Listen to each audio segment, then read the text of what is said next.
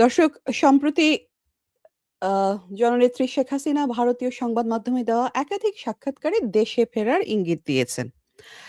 কলকাতার আনন্দবাজার পত্রিকায় প্রকাশিত সাক্ষাৎকারের শিরোনাম ছিল মাথা উঁচু করে দ্রুত ফিরব, বলেছেন শেখ হাসিনা। তো সেখানে তিনি বলেন, আমি খুব শিগগিরই দেশের মাটিতে ফিরব। এবং পরবর্তীতে হিন্দুস্তান টাইমসকে দেওয়া একটি সাক্ষাৎকারে তিনি বলেন, ১৯টি হত্যা চেষ্টা থেকে আমি প্রাণে রক্ষা পেয়েছি। আমাকে কোনো কিছুই থামাতে পারেনি। আল্লাহ যেহেতু আমাকে বাঁচিয়ে রেখেছেন, তাই আমি খুব শিগগিরই দেশের মাটিতে ফিরব। একই সঙ্গে তিনি ভবিষ্যৎবাণী করেন যে আওয়ামী লীগ আবারও আরো শক্তিশালী হয়ে ফিরে আসবে। তো এর পরপরই আমরা দেখলাম যে তথাকথিত জুলাই আন্দোলনের সো কল্ড মাস্টার মাইন্ড যারা ছিল, তাদের সেই সব জঙ্গিদের এক ধরনের কাপাকাপি কিন্তু শুরু হয়ে গেল।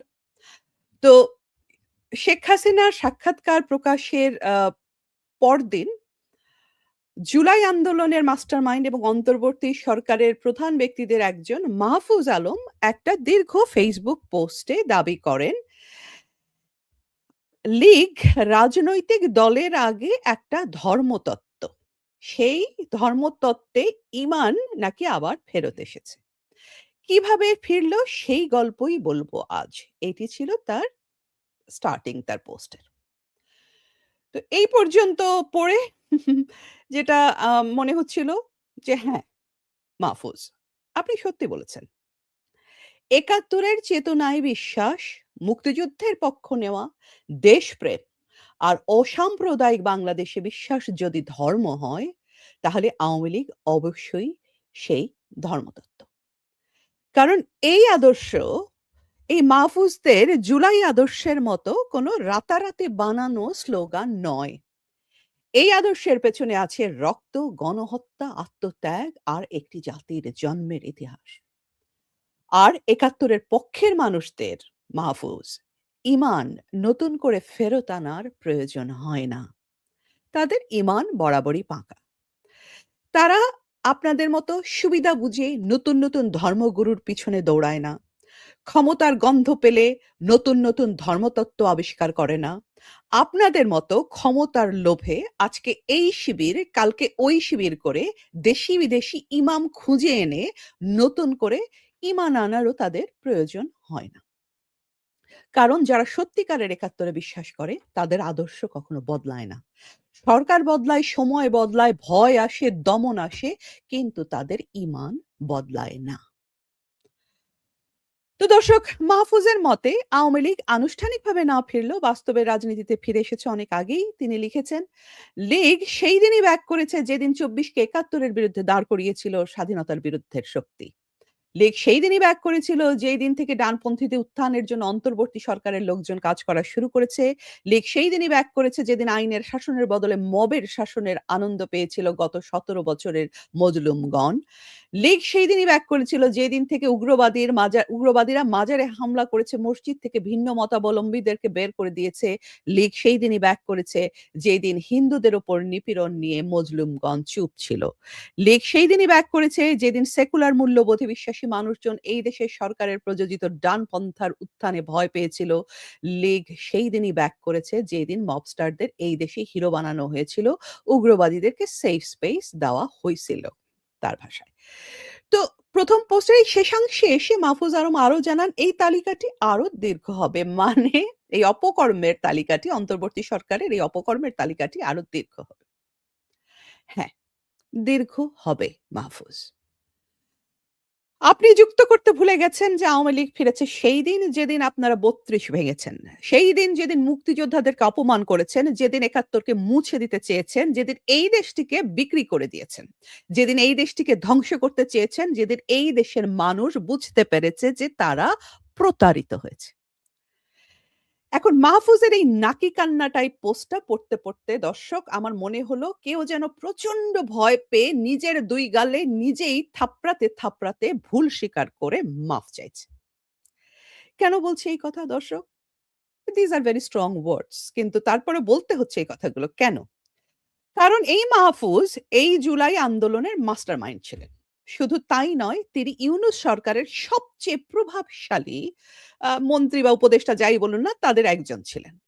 বলা হয় তখন ওই অন্তর্বর্তী সরকারের ওই সময় তিনি ইচ্ছামত নাকি এলিয়ে বসে তার সেই বসার ভঙ্গিগুলোকে তো আপনারা দেখেছেন। আ ব্যা মানে ওই যে থাকে না যে খুব বর্ষিয়ান মানুষজনের সামনেও সে খুব লাইক ইন উ উ মানে যেটাকে আমি অডাসিটি ছাড়া আর কি বলতে পারি? যে খুব স্পর্ধিতভাবে খুব এলিয়ে বসে আম নবীন-প্রবীণ সবাইকে নির্বিশেষে সবাইকে সবক দিত। আপনাদের মনে আছে তো? সেই ছবিগুলো, ভিডিওগুলো মনে আছে তো আপনাদের? এবং তিনি নাকি বসে ছড়ি ঘোরাতেন। সব ধরনের মন্ত্রণালয়ে গিয়ে উনি নাকি ছড়ি ঘোরাতেন। আর তার যাতায়াত ছিল নাকি যমুনার একেবারে ভিতর পর্যন্ত। তার ইশারা ছাড়া নাকি সেই সময় গাছের পাতাও নড়ত না। তার ভয়ে নাকি সবাই ছিল থরহরিকম্প। আর তার উল্লেখিত এই যে এই সমস্ত অপকর্মের ফিরিস্তি উনি দিলেন না? তার এই উল্লেখিত এই ইউনূস সরকারের প্রতিটি অপকর্মে দর্শক হয় তার সরাসরি ইন্ধন ছিল এই মাহফুজ ছেলেটির অথবা নীরব সমর্থন ছিল। ২৪ কে ৭১ এর বিপক্ষে দাঁড় করিয়েছে কে? তার সে যে সেই সমস্ত বিজাতীয় ভাষায় লেখা যে তার যে বিভিন্ন পোস্ট গুলো ওগুলো তো আপনাদের মনে আছে। স্বাধীনতার ইতিহাসের নতুন যে স্টুপিড সমস্ত তথ্যগুলো ছিল সেগুলো হাজির করেছিল কে? এই মাহফুজ।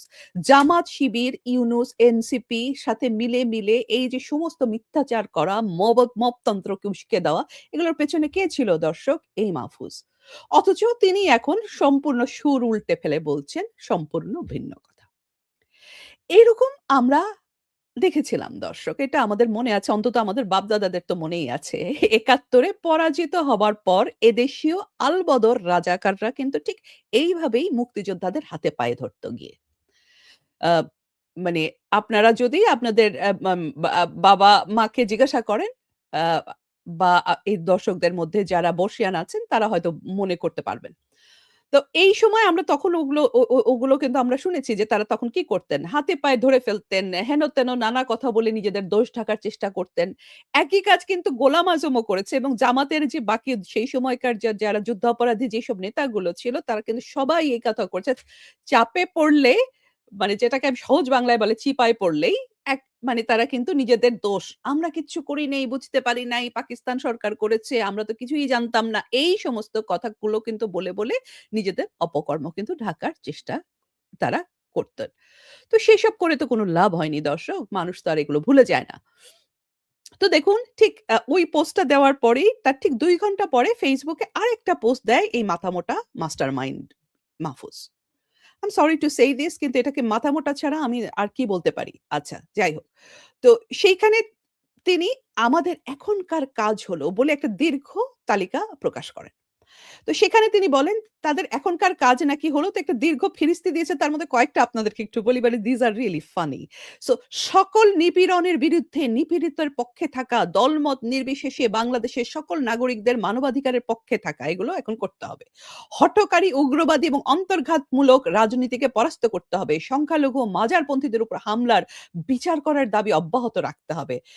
যেই সময় এগুলো ভাঙা হয়েছে সেই সময় তারা কিছু করেনি। এখন তাদের বিচার করার দাবি অব্যাহত রাখতে হবে। জুলাই গণহত্যার বিচারের দাবিকে প্রধান করে তোলা এবং বিচারের ক্ষেত্রে মানবাধিকার লঙ্ঘনের বিরুদ্ধে থাকা। আচ্ছা, যারা গত ১.৫ বছরকে ১৬ বছরের দিস ইস ইন্টারেস্টিং দর্শক শুনুন।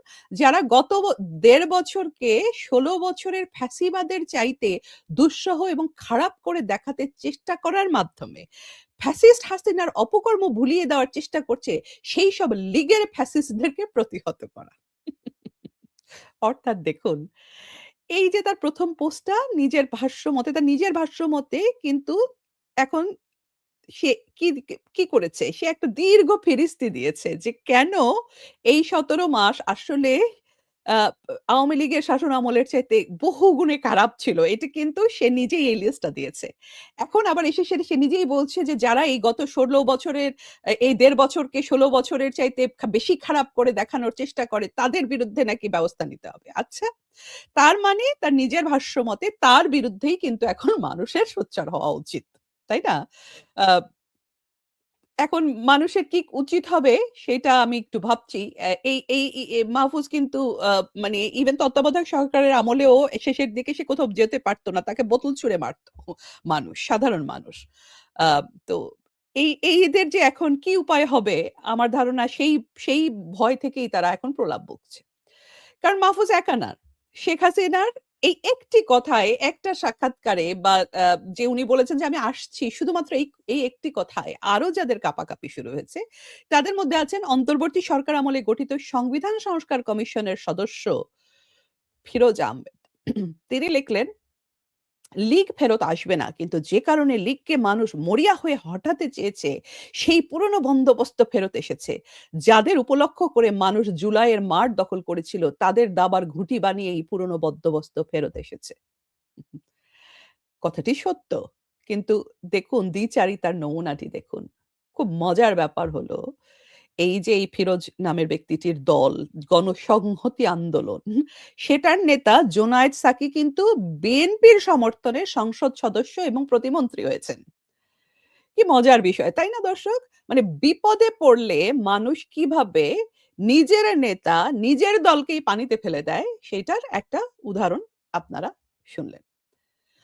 অন্যদিকে ওই যে নাসিরউদ্দিন পাটোয়ারি বলে যেই লোকটি আছে, ছেলেটি আছে, এই নাসিরউদ্দিন পাটোয়ারি উনি ঘন, ঘনই নিউজে থাকেন। উনাকে কি কারণে যেন সবাই ডার্বি নাসির বলে ডাকেন। আমি এইটার রহস্যটা উদ্ঘাটন করতে পারি। ডার্বি কি উনার ডাকনাম? আ আমি ঠিক জানি না। এটা কি উনার নামের অংশ কিনা? এই নামের কি মাঝে যায়? এটা আপনারা যদি কেউ জানেন আমাদেরকে একটু জানিয়েন। আচ্ছা যাই হোক। তো তিনি বলছেন যে শেখ হাসিনাকে এই দেশে এনে ফাঁসির কাষ্ঠে ঝুলাবো।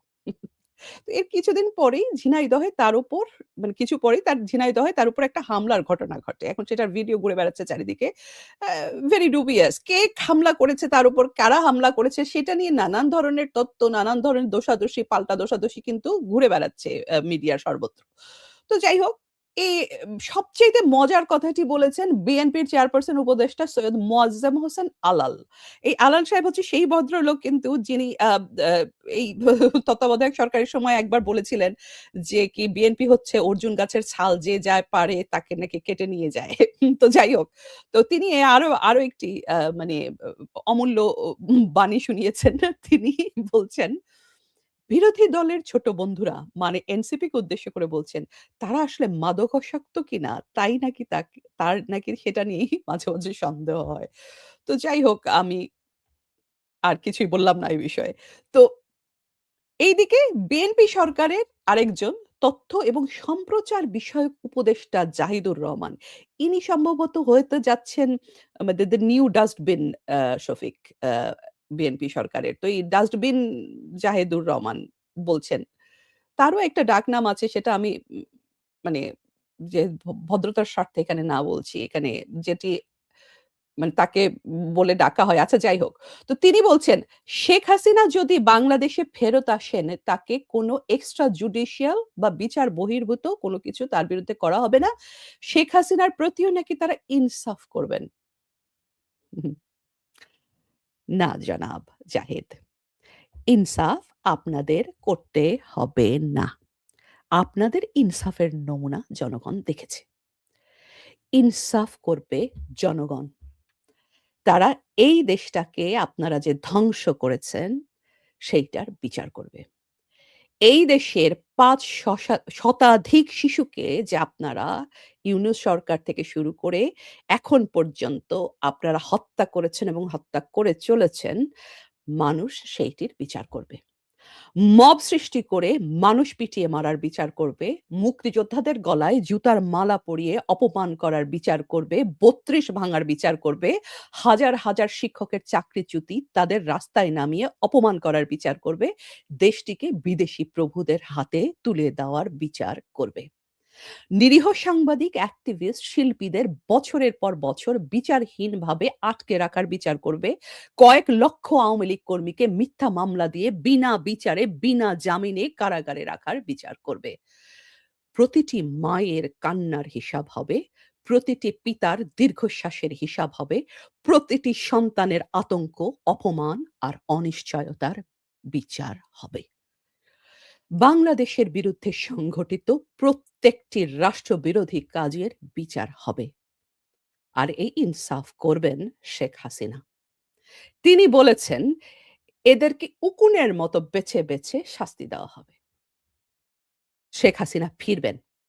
আওয়ামী লীগ ফিরবে। অনিবার্যভাবেই ফিরবে।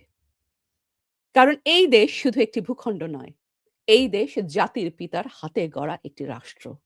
আর সেই পিতার কন্যা শেখ হাসিনা।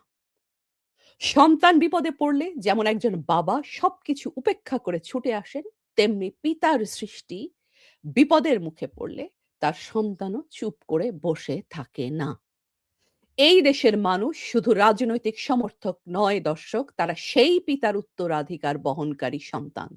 তাদের নিরাপত্তা, তাদের ইতিহাস, তাদের অস্তিত্ব যখন হুমকির মুখে পড়ে, তখন কোনো শক্তি সেই ডাক থামাতে পারে না দর্শক। আর একজন মায়ের কথা যদি ধরি, সন্তানদের দিকে হাত বাড়ালে পৃথিবীর সবচেয়ে ভয়ংকর শক্তি হয়ে উঠতে পারেন কে? একজন মা। শেখ হাসিনাকে শুধু রাজনীতিবিদ হিসেবে দেখলে ভুল হবে।